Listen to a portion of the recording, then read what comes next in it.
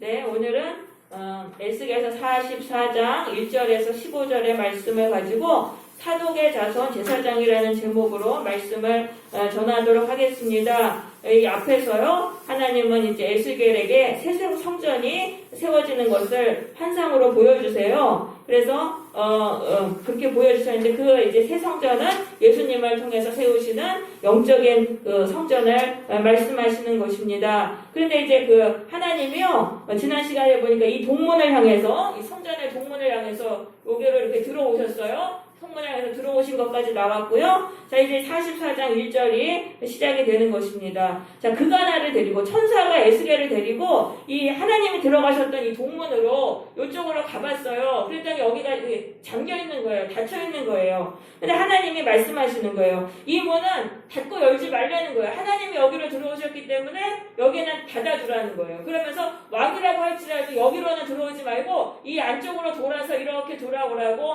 이제 말씀하시는 것이 2절 3절이 되겠습니다. 그러면 이건 뭐냐면은 이 새 성전이 교회잖아요. 교회에서는 하나님의 가장 높임을 받으셔야 된다는 의미가 되겠습니다. 왕은 이제 인간이잖아요. 아무리 높은 인간이라 할지라도 하나님 다음이라는 거예요. 하나님이 교회에서는 가장 높임 받으셔야 되고 인간은 그 다음이어야 된다는 거죠. 그래서 그것을 말씀하시는 거예요. 사람이 하나님의 자리에 앉아서는 안 된다라는 것을 말씀하시는 거예요. 그러니까 이게 교회에서는 하나님이 가장 높임을 받으셔야지 인간이 높임을 받으면 안 된다. 그런데 이제 사실 요즘 교회에서 보면은 인간이 목회자가 특별히 하나님 자리에 앉아서 경배를 받는 일들이 일어나고 있잖아요. 이단 교회는 이제 특별히 더 그렇고요. 그러니까 그런 일을 해서는 안 된다는 말씀이에요. 그래서 우리가 새 성전인 교회에 들어왔는데 처음에는 이제 하나님 믿으려고 들어왔죠. 예수님을 통해서 하나님 백성이 돼서 하나님 믿으려고 들어왔는데 하나님은 눈에 안 보이고 사람이 눈에 보이니까 자꾸 사람을 의지하면서 사람을 섬기는 거예요. 목회자를 막 섬기는 거예요. 그래서 고린도 교회가 그랬잖아요. 게바파, 뭐 아볼로파, 바울파 이렇게 나뉘어져가지고 파당을 이루고, 그러니까 이런 일들을 우리는 이제 해서는 안 된다는 것이죠. 교회 와서는 우리가 하나님만 섬기고 하나님을 의지해야 되는 것입니다. 자, 그래서 이제 4절에 보시면 천사가 이제 동문으로 못 가니까 에스겔을 데리고 북문으로 해서 에스겔을 데리고 이제 이 안에 성전으로 들어왔어요. 그러니까 이제 하나님이 거기서 이제 말씀을 주시는데, 오늘 읽은 본문의 말씀이 이제 제사장들에 대한 말씀이에요. 왜냐하면은 하나님이 새 성전을 세우셨지만은 거기에서 섬기는 제사장들이 어떻게 하느냐에 따라서 이 새 성전이 정말 하나님을 만나는 그런 기능을 할 수가 있고, 이 제사장들이 타락하면은 그 기능을 제대로 못 하잖아요. 그래서 이게 중요한 거거든요. 제사장들이 어떻게 섬겨야 되는지를 말씀하시는데, 그럼 이 제사장들은 뭐냐면은 교회 예배를 인도하는 이 목회자라고 할 수 있지만 목회자뿐만이 아니에요. 모든 성도, 이 새 성전의 일꾼이 된 그 모든 성도들이 제사장인 것입니다. 그래서 교회를 어떻게 섬겨야 되는지에 대한 말씀인 거예요. 베드로전서 2장 9절에서는 너희는 택하신 족속이요 왕같은 제사장이라고 말씀하고 있어요. 그래서 우리가 예수를 믿고 교회에 다니면 우리가 각자가 제사장인 거예요. 그래서 우리가 지금 어떠한 모태도로 하나님을 섬겨야 되는지를 말씀하시는 부분이 되겠습니다. 자, 그래서 6절에 보세요. 너는 반역하는 자 이스라엘 백성에게 말하나니 너희의 모든 가증한 일이 촉하니라. 너희가 마음과 몸에 할례 받지 아니한 이방인을 데려오고 내 떡과 기름과 피를 드릴 때 그들로 내 성수 안에 있게 하여 내 성전을 더럽히게 하였느니라 라고 말씀하세요. 그 전에 예루살렘 성전에서 그랬다는 거예요. 그 제사장들이요, 자기가 이제 매일 거기 상번제를 드렸어요. 매일매일 하나님께 제사 드렸는데 그게 너무 지겨운 거예요. 너무 번거로우니까 자기가 이제 그게 하기 싫어가지고 이방인을 자기 대신에 세운 거예요. 돈 주고 이제 알바를 시킨 거예요. 그래서 나 대신 제사장 옷 입으면 사실 잘 가려져서 누가 누군지 모르니까 이방인들에게 그걸 시킨 거예요. 그렇게 해서 하나님의 그 성전을 다 더럽히게 했다. 하나님이 굉장히 싫어하신 거거든요. 왜냐하면 그 이방인들, 세상 사람들을 하나님 섬기지 않으니까 이게 세상에 영이 있는 사람들이 교회에 와가 그 성전에 와서 성전을 다 더럽히게 했었던 거예요. 그래서 하나님이 그걸 싫어하시니까 너희가 새 성전에서는 그런 일을 하지 말라라고 말씀하시는 것입니다.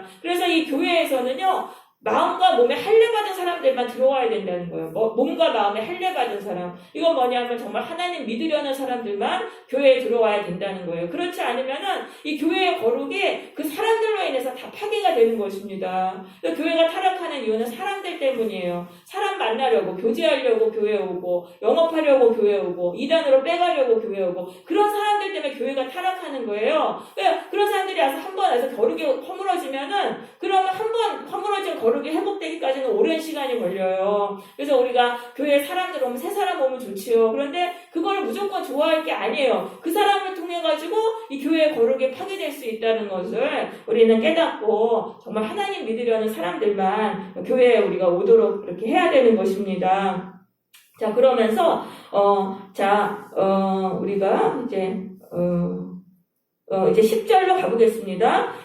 이스라엘 족속이 그릇 행하여 나를 떠날 때 레위 사람도 그릇 행하여서 우상을 따라 나를 멀리 떠났으니 그 죄악을 담당하리라. 여기서 이스라엘 족속이라고 할 때는 왕가를 말하는 거예요. 이스라엘 백성이라고 하면은 평민이고요. 이스라엘 족속은 왕가, 왕이랑 그 힘 있는 왕족들을 말하는 거예요. 그 가문들이 그릇 행했다는 거는 하나님을 떠났어요. 그리고 이방의 우상을 숭배했어요. 그렇게 했을 때 레위 사람도 그릇 행해서 우상을 따랐다. 이 레위 사람은 특별히 제사장들을 말하는 거예요. 제사장들이 힘 있는 왕이랑 권력가들이 다 이제 세상 우상으로 돌아서니까 제사장들이 그 편에 붙은 거예요. 그렇게 해가지고 제사장들이 그 편에 붙어서 같이 우상을 숭배하니까 어떤 일이 일어났냐면은 12절에 보세요. 이스라엘 족속이 죄악에 걸려 넘어지게 했다. 그러니까 다른 사람들도 다 우상에 빠지게 했다는 거예요. 제사장이 타락하면은요, 다 타락하는 거예요. 제사장이 우상 숭배하면은, 나도 저래도 되는구나 하고, 영적 지도자의 역할이 그렇게 영향력이 큰 거예요. 다 우상으로 걸려 넘어지게 했다는 거죠. 그러니까 그런 일을,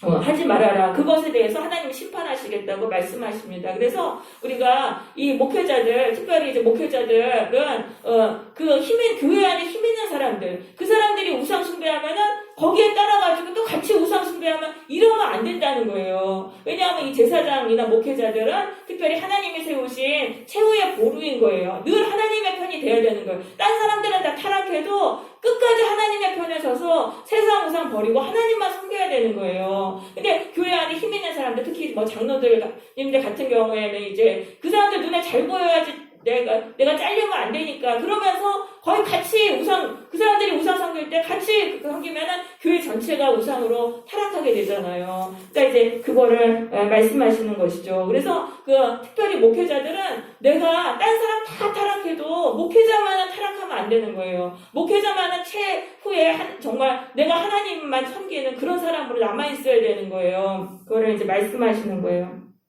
그렇게 해가지고 하나님이 이 제사장들을 하나님이 이제 심판하시겠다고 말씀하세요. 11절에서 그들이 이제 죄악을 담당하리라. 그들이 이제는 그 제사드리는 일을 하지 못하고 그냥 성전에서 주변 잡일 같은 것만 하게 되리라라고 이렇게 말씀을 하십니다. 왜냐하면 하나님이 그 주신 직분을 잘 감당하지 못했을 때는 그 사람으로 인해서 또 많은 안 좋은 일들이 있기 때문에 하나님이 그 직분을 빼앗으시고 그냥 이제 멀리 그 예배에서 멀리 떨어지게 하시는 거예요. 그래서 그래서 그런데 그 제사장들이 그러면 왜 그렇게 우상을 숭배하게 됐냐면은 처음부터 우상을 숭배하는 건 아니에요. 처음에는 예배를 번거롭게 여겼던 거예요. 제사가 매일매일 있는데 그거를 번거롭게 여기는 것으로부터 시작해가지고 그냥 나 대신에 딴 사람 세워놓고 딴 데 가고 볼일 보러 가고 놀러 다니고 이렇게 하다가 또 힘 있는 사람들이 우상 숭배하니까 같이 따라가지고 타락하게 된 거거든요. 그래서 그러니까 이 예배를 귀하게 여겨야 된다는 거예요. 예배를 번거롭게 여기면 안 되는 거예요. 매주 예배 드린다는 게 너무 번거롭다. 매일매일 새벽기도 드리고 매일 예배드리기 너무 번거롭다. 거기로부터 타락이 시작된다는 거예요. 그래서 우리가 예배를 귀하게 여겨야 되고 그 다음에 성도들도 마찬가지예요. 성도들이 신앙 타락하는 거는 예배를 번거롭게 여기고 이 예배를 귀하게 여기지 않는 것으로부터 시작되는 거예요. 내가 사명받고 직분 받았는데 그게 너무 지겨운 거예요. 어떻게 교회를 매번 섬기냐 하면서 그거를 번거롭게 여기고 그렇게 하면은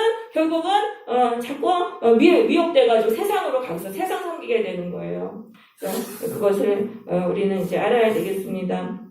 그래서 이제 하나님의 이 제사장들에게 이제 제사 일을 하지 못하게 하고 성전에서 이제 잡일만 하게 하시는 거예요. 그래서 하나님은 당신을 귀하게 여기는 사람을 귀하게 여기시는 거예요. 우리가 하나님을 귀하게 여기지 않으면 하나님도 귀하게 여기지 않으시고 하나님을 섬기지 못하는 자리로 그렇게 이제 그런 상황이 되게 만드신다는 거죠. 그리고 또 한 가지 우리가 하나님께 가까이 와서 예배드리는 게 복이라는 걸 알아야 돼요. 이 예배로부터 멀어지는 게 저주를 받는 거예요. 이거를 아셔야 돼요. 이 제사장들이 예배로부터 멀어지는 그 벌을 받았잖아요. 또 우리가 이렇게 모여서 하나님께 예배드릴 수 있는 그 자체가 복인 거예요. 이 예배를 통해서 하나님을 만나고 하나님의 생명이 우리의 영혼으로 들어오는 거예요. 그래서 이 예배를 드릴 수 있다는 게 우리가 복이라는 것을 우리는 알아야 됩니다. 하나님께 예배를 드려야지만 하나님이 주시는 힘과 생명으로 우리 영혼이 살아가게 되는 것입니다. 이 세상은 화려해 보이지만은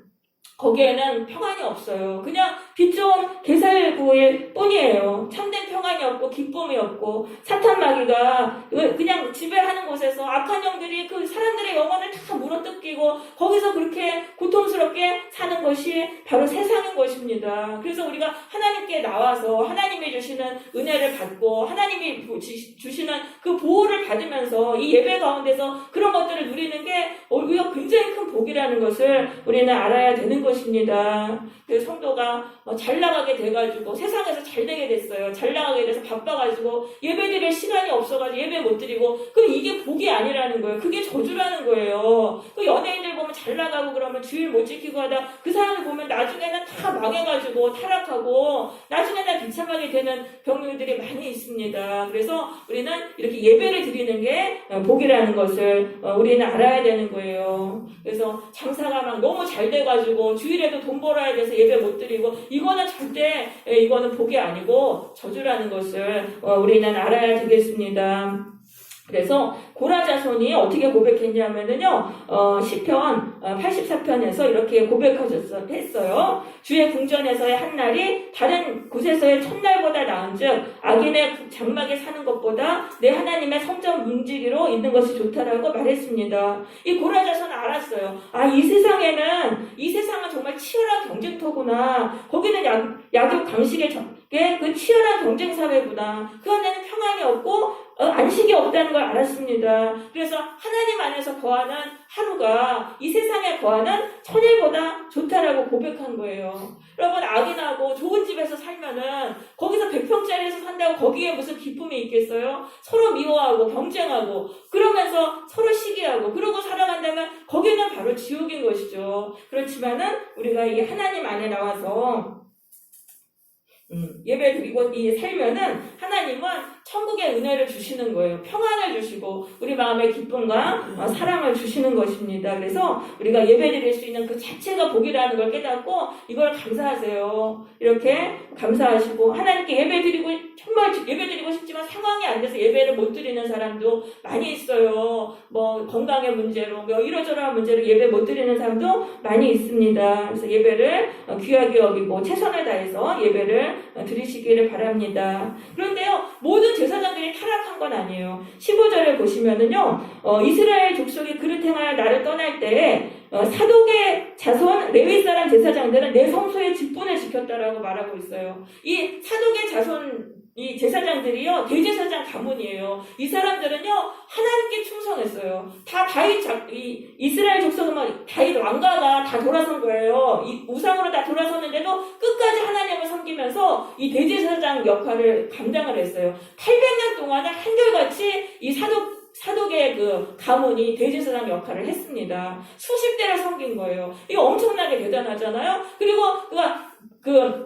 주전 171년, 기원전 171년에 시리아에서 강제로 폐위될 때까지 사독 자손은 끝까지 하나님과 다윗 가문을 섬긴 사람입니다. 그러니까 하나님은 이 사람의 이 사독 가문의 충성과 신실함을 높게 평가하시는 거예요. 그래서 새성전에서도 이들이 바로 나를 섬기리라. 그럼 이건 무슨 의미냐 하면은 새성전은 교회잖아요. 교회의 일꾼들은 이 사독 자손 제사장들처럼 이런 변치 않는 신실함, 변치 않는 충성으로 하나님을 섬겨야 된다는 것을 말씀하는 것입니다. 그래서 우리가 이 사독 제사장에 대해서 좀 제가 설명을 드릴게요. 이 사독 제사장은 이제 다윗 시대의 제사장인데요. 사독이 의롭다라는 뜻이에요. 그 히브리에서 짜디크가 의롭다는 뜻인데 거기서 나온 이름이 이제 사독인 것입니다. 그래서 정말 그의 이름대로 의로운 그런 사람이었어요. 자, 근데 먼저 이제 대제사장에 대한 설명을 좀 드릴게요.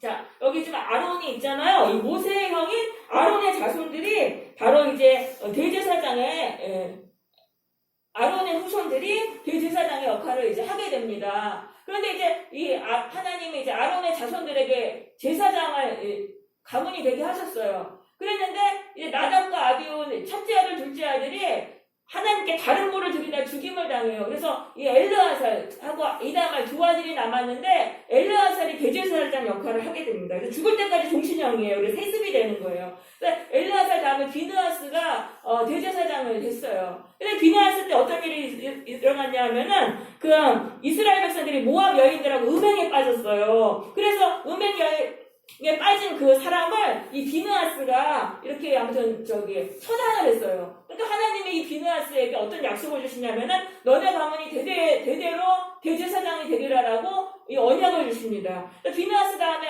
아비수아가 대제사장이 됐는데 그 다음에 이제 복기라는 사람이 있는데 이게 이제 나이가 굉장히 어렸어요. 이 사람이 일찍 죽었나 봐요. 그러니까 나이가 너무 어려서 대제사장을 할 수 없었다 그래요. 그래서 엘리라는 사람이 이 이다말 계열의 그 후손인 엘리가 바로 대제사장이 됩니다. 그래서 사무엘 시대에 대제사장이 된 사람이 바로 엘리예요. 그래서 엘리의 또 자식 비느하스로부터 또 이렇게 그 다음에 이제 아이굽이 대제사장이 되고 아히멜렉이 또 대제사장이 되는데요. 이 사람이 바로 사울왕 때의 대제사장입니다. 그런데 이 아히멜렉 가문이 몰살을 당해요. 사울왕이 다 죽이는 거예요. 이 녹당의 제사장들이 바로 아히멜렉의 가문 사람들이거든요. 다윗을 도와줬다는 이유로 다 죽여요. 그래서 아히멜렉의 아들 한 명만 살아남아서 이 아비아달이 되는데 이 사람이 다윗에게로 이제 도망쳐 와가지고 이 사람이 이제 대제사장 역할을 이제 하게 됩니다. 이 사람이 이렇게 되는데 근데 이제 원래는 하나님은 이 언약을 주셨잖아요. 비느하스 계열에서 대제사장이 영원히 나오리라. 그래서 여기 지금 자녀들이 여기 이 사독이라는 사람이 바로 이제 또 다윗 시대의 제사장이에요. 원래는 이 사람이 대제사장이 돼야 돼요. 그런데 아비아달이 대제사장이 되면서 이 둘이 이제 다윗을 보필을 합니다. 사독도 이제 다윗을 보필을 해요. 그러다가 이제 압살롬이 반역을 일으켰어요. 아들 압살롬이 반역을 일으켰을 때는 이 두 제사장이 다 이제 다윗 편에 붙어서 다윗을 다시 왕으로 다시 복귀하게 만듭니다. 그런데 다윗이 이제 죽을 때가 됐잖아요. 열왕기상 1장에 보면 죽을 때가 됐어요. 그러면 다윗은 후계자로 솔로몬을 세우려고 했어요. 그런데 그 다윗의 아들 중에 아도니아가 반란을 일으킨 거예요. 요압 장군 가장 그때 당시에 제일 실세에 강한 사람이랑 손을 잡고 반란을 일으켰는데 이 아비아달이 거기에 붙은 거예요. 다윗에게 충성하지 않고 하나님이 세우신 가문이 다윗인데 자기가 딱 보니까 요압이 그쪽이거든요. 아도니아 편이니까 뭐 아도니아가 되겠구나 해가지고 다윗을 배신하고 아비아달이 그쪽에 붙어요. 그런데 사독은요 끝까지 지키는 거예요. 솔로몬 편에 지켜가지고 결국에는 어떻게 됩니까? 그 솔로몬이 왕이 되니까 아비아달이 폐위가 되고 사독이 대제사장이 됩니다. 그렇게 해서 하나님의 언약대로 다시 이제 이 비느하스 가문이 대제사장이 돼서 사독이 그때부터 800년 동안을 대제사장으로 이렇게 섬기게 되었던 것입니다. 그렇게 돼서 이 사독이 그러니까 정말 의로운 사람이에요. 그 이름이 의롭다는 뜻이잖아요. 자기가 정말 그때 위험할 때예요. 솔로몬은 편을 들었는데 솔로몬이 왕이 되지 않으면 죽임당하는 형편이었어요. 근데 거기서도 그 편에 들어가지고 이 사람은 그 신실함을 지켰던 거예요. 그래서 이 사람이 사독의 이제 하나님을 섬기는 대제사장이 되게 됩니다. 그렇게 돼서 이제 800년 동안은 수십 대를 섬긴 거예요. 그러니까 그 섬기는 그 과정에서 다윗 왕가가 나중에는 우상숭배로 돌아섰잖아요. 그런데도 이 대제사장은 끝까지 사독의 가문은 끝까지 하나님을 섬기는 거예요. 그러니까 얼마나 그 사람들이 미워했겠어요. 다윗 가문이 이 사독의 이 가문을 얼마나 미워했겠어요. 그래도 하나님께 받은 그 사명을 끝까지 지킨 거예요. 그러니까 수십 대를 그렇게 지켰다는 거죠. 그래서 하나님이 지금 말씀하시는 거예요. 우리가 이 교회의 일꾼들은 사독과 같은 사람이 되어야 된다. 변치 않는 그런 충성으로 하나님을 섬기는 그런 사람들이 되어야 된다는 거예요. 그러니까 이 사독 가문이 그래가지고 결국은 나라가 망했잖아요. 그 다윗 가문이 다 바벨론에게 다 나라가 망했어요. 그럼 다 하나님 떠나는데 이 사람들은 사독 가문은 끝까지 거기에서 섬긴 거예요. 하나님이 주신 제사장 그의 그 사명을 끝까지 했던 거예요. 그리고 포로에서 돌아와서 또 그 바사와 헬라의 그 지배를 받았을 때도 거기서도 이름 없이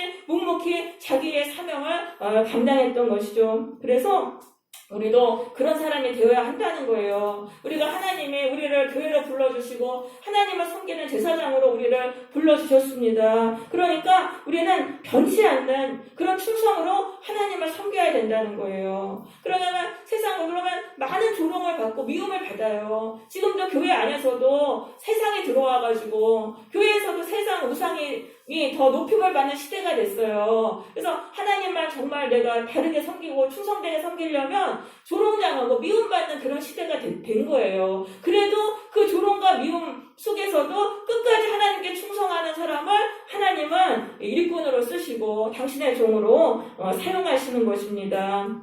그래서 우리는 이게 그렇게 하나님께만 충성하는 사람이 돼야 돼요. 그래서 박쥐신앙은 정말 안 되는 거예요. 박쥐신앙. 하나님이랑 세상 사이에 양다리 걸치고 있다가 내가 유리한 대로 이쪽으로 붙었다 저쪽으로 붙었다. 그런 사람은 하나님이 안 쓰세요. 어떤 어려움이 있어도 나는 하나님께만 충성하겠습니다. 이런 사독의 자손들처럼 후손 제사장처럼 우리는 그런 사람이 되어야 되는 것입니다. 그래서 변치 않는 충성으로 우리가 이제 하나님을 섬겨야 돼요. 하나님은요, 성품이 신실하세요. 신실하시고 변치 않으세요. 그렇기 때문에 우리도 하나님의 성품을 따라서 우리에게 이 신실함이라는 게 굉장히 중요한 거예요. 그래서 성도는 반드시 신실함을 지켜야 됩니다. 우리가 일단 하나님을 믿었으면 끝까지 믿는 거예요. 도중에 몇 년 믿다가 다른 종교로 가고 하나님 믿지 않고 이러는 게 아니에요. 그래서 죽을 때까지 하나님을 섬겨야 되는 것입니다. 그리고 하나님이 사명 주셨으면 죽기까지 충성해야 돼요. 하나님은 아무에게나 사명을 주시는 게 아니에요. 하나님이 택하셔주시고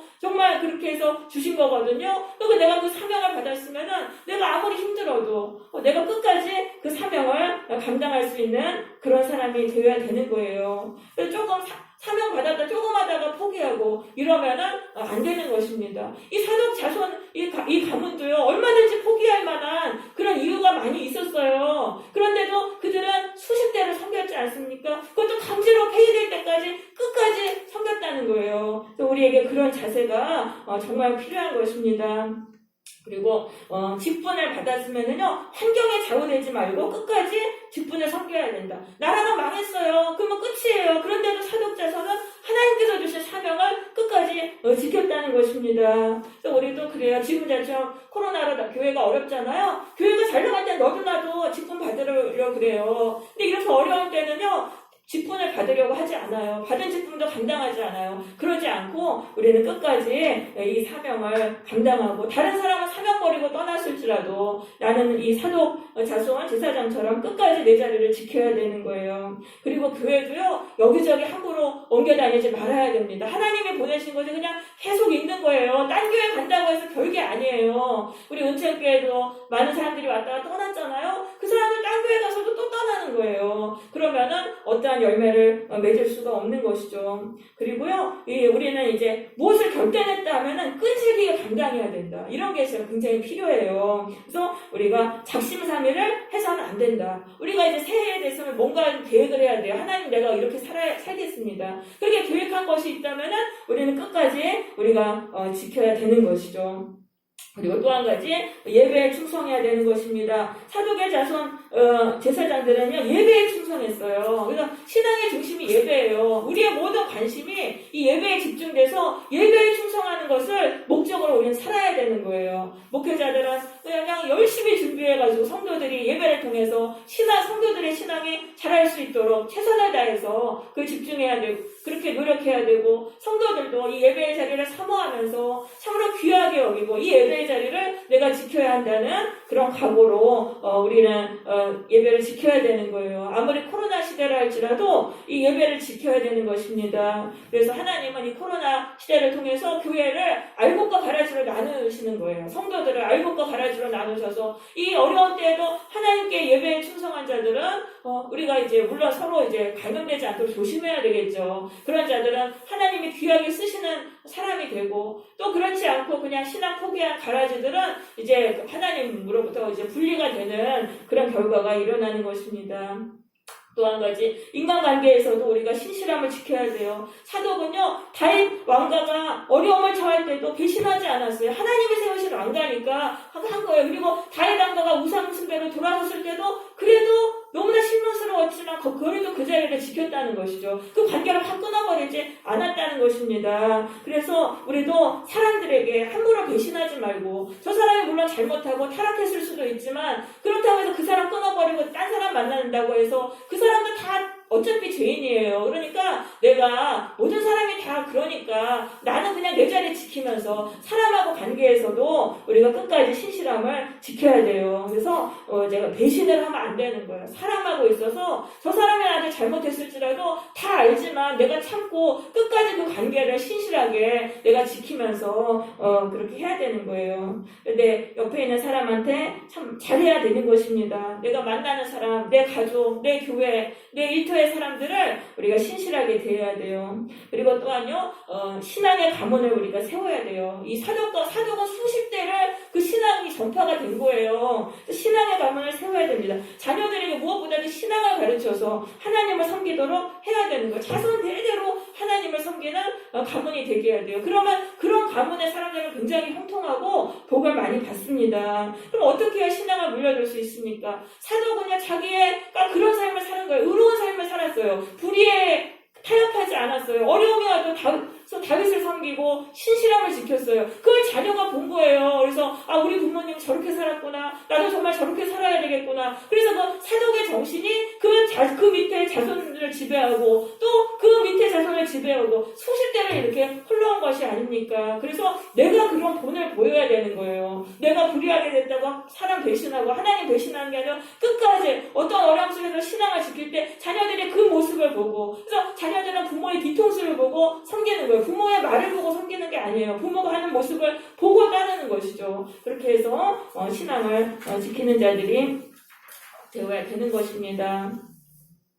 네, 그리고 자녀도요, 부모로부터 신앙을 물려받았으면 그 신앙을 지켜야 돼요. 그 부모가 나에게 신앙을 물려주기까지 얼마나 힘들었는지 그걸 알아야 되는 거예요. 그리고 부모의 신앙으로 내가 복을 받았다는 걸 알아야 되는 거예요. 그래서 내 대해서 내가 신앙을 끊어버리면 안 되는 거예요. 어떤 어려움에서도 내가 내 신앙을 지키고 그거를 내 자녀들에게 물려줄 수 있는 그런 자들이 되어야 되겠습니다. 우리 사독, 자손, 제사장들처럼 정말 하나님을 신실되게 섬기고 또 자손 대대로 이 신앙을 물려줄 수 있는 그런 성도들이 되시기를 바랍니다. 그래서 올해 내가 이제 2021년을 내가 어떻게 살아야 될 것인가, 내가 하나님 앞에서 신실하게 살고 내가 예배에 충성하는 사람을 살아야 되겠다. 그리고 내가 만나는 사람들에게 신실하게, 절대 배신하지 않고 신실하게 대하는 그러한 자들이 되어야 되겠다. 이것을 우리는 깨닫고 그러한 삶이 되시기를 바랍니다. 네, 우리 신실하게 진실하게